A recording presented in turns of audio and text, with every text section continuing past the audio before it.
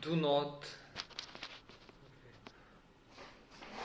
let me just, do not watch this video. I'm super excited. So I want to talk about the ability to protect yourself from the deception. And also it is the most important skills that you can learn in your daily life, because everyone has to deal with deceptive liars all the time in the daily life, like whether it's relationships, dealing with infidelity, and they're trying to trick you into believing that they are faithful, whether it is in the job, in your job, when your coworker wants to take advantage of you and take all the credit for themselves. Also, see, the problem is with children. We teach kids how to not lie, how to be more, delude them and convince them or condition them into saying the truth, instead of teaching them how to detect a lie, which is I think is very important skill that you can develop for children, with important skill that you can teach for children.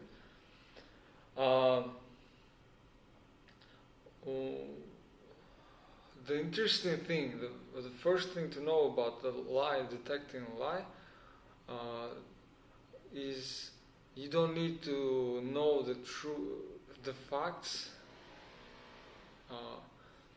What we think when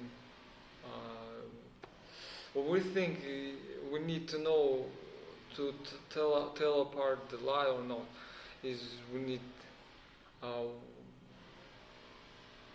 when it comes to lies, what we think is we need truth, facts to find out, to protect us from the deception. Law enforcement uses they have investigative powers as subpoenas, as evidence, and fact-checking all the information to gather and gain power over the liars. But most people don't have access and don't have ability, power of investigative power. And the biggest misconception we make is we think that we need truth and facts in order to tell the lie, but this is not actually the case. What we need, what we actually need is emotions. The second misconception we make is we think that we need. Second misconception we make is that the liar has all the power over us because they have the truth. That's where we think all the power lies, but it's actually not the case. Because the one thing that we must understand, the process of lying, is the person who's trying to deceive us, to bullshit us, is using it to control us, to gain control over us. That they say one version of the truth, they say one version of the truth, and omit the other version, so that we act this way, instead of that way. And it not only is about telling you a lie, telling you not factual information, but also evading the truth obstructing it. And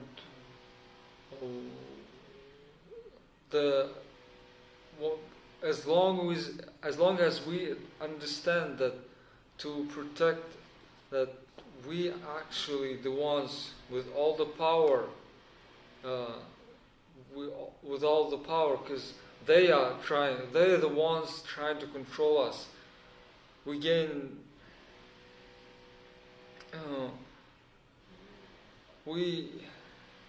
All we have to do is not let it go.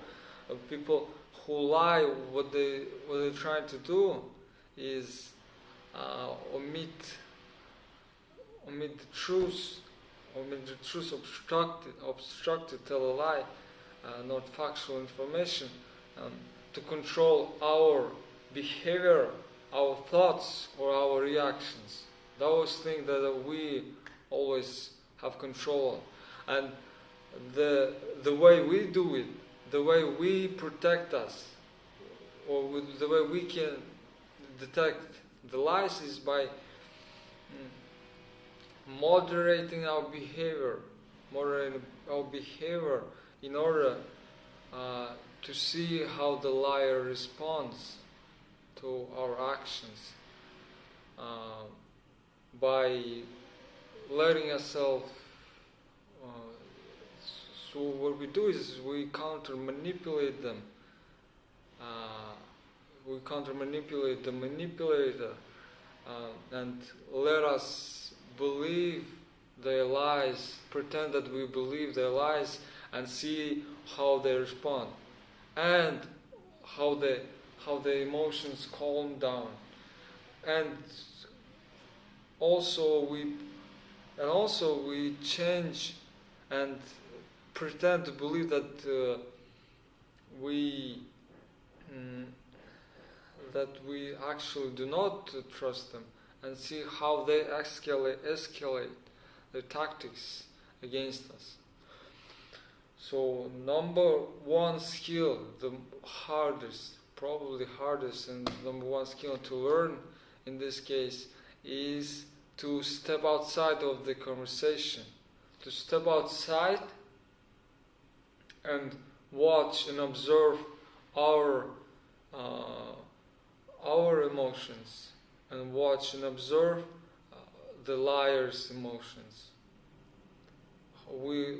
So that we can modulate, or we can shape our responses,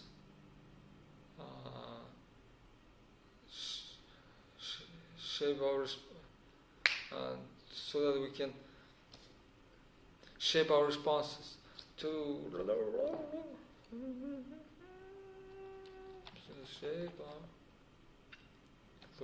so that we can shape,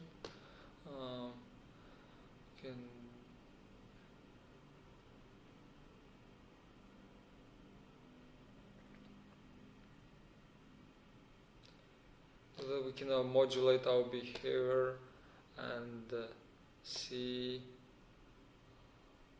how the liar responds to our behavior, something like that. So that's what stepping outside of the conversation means. That requires a lot of skill, because what happens oftentimes is we get engaged, we get into the liar's hands, we get played on. We engage emotionally with them, and that's the mistake we do. So that's why we need some emotional intelligence to observe the liars and their emotions. The second big thing is we need to know and regulate is what the liar uses to control us. The tool that the liar uses to control us is our emotions. By shaping our emotions, they gain control. And oftentimes we see this behavior in psychopath or antisocial people, that they predict, right? They use cognitive empathy to predict our responses, emotional responses to the lies that they tell, and they have oftentimes a lot of experience doing so. The thing is, the advantage we have is we actually do not need the facts, the truth, the only important thing. The important thing here is to answer not the question of do we have the facts, is it the truth or not. The important question to answer is how am I feeling right now. So the process of stepping outside of the conversation is we against the liar, right, sitting in front of us, and it can go two ways. We have two tools in our disposal to use against them. We use trust and distrust. We first and we watch the response by trusting them. First, by trusting them, we see that the emotions start to regulate. They start to calm down, and as they say, they start to calm down. For example, if pretend I'm the liar and I stole the chocolate, and I see I stole the chocolate, and I'm telling the lie that I actually did not stole the chocolate. First tactic that I use is by being more loving and gentle, and that yes, I didn't stole it. What we actually want against that is to first believe the lie, let ourselves be deceived, pretend that we are being deceived, and pretend that I believe that you would never stole the chocolate never steal and hide the chocolate from us. And then as we watch, as we observe that they're calming, the emotions calming down, we now throw a curveball at them, and actually don't let them believe that they don't let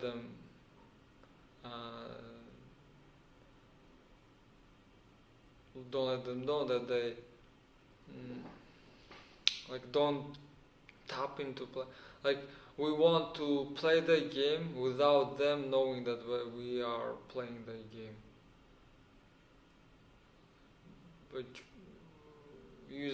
by manipulating them. First we pretend that we trust them, and then we throw a curveball and actually do not trust.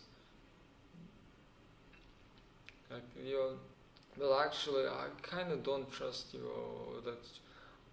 I probably still think that, and we observe as they evolve the tactic, as they escalate, and use another tactic. For example, another emotions, like, how could you say that to me? For example, and I would never do this. I have all the truths. They also will try to use facts I will always use my phone at home, for example, and instead of taking it with me, and which is actually not a good argument, because they're saying it in the future, not the past, where the geolocation, when they say that they want to share the geolocation with you. And and then again we play into it. Let us be deceived in front of their eyes, and see how again they calm down and de-escalate. Because the important thing to understand is their emotions are motivated. The existence of the emotions are motivated by deceiving you, and these emotions, they de-escalate as they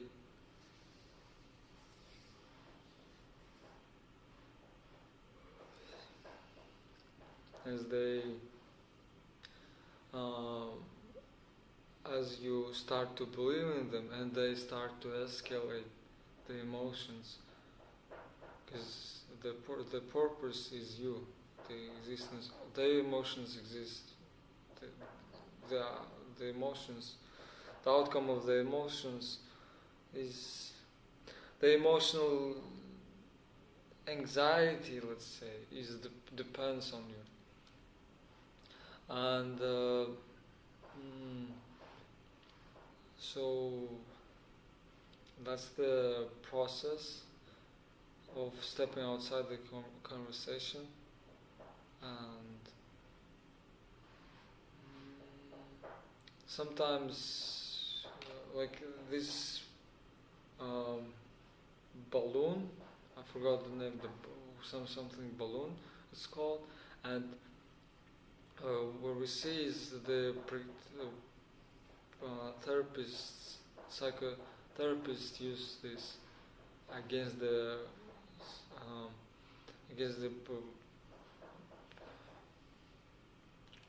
so the person who is not manipulating, the person who is manipulating, the emotion is motivated by two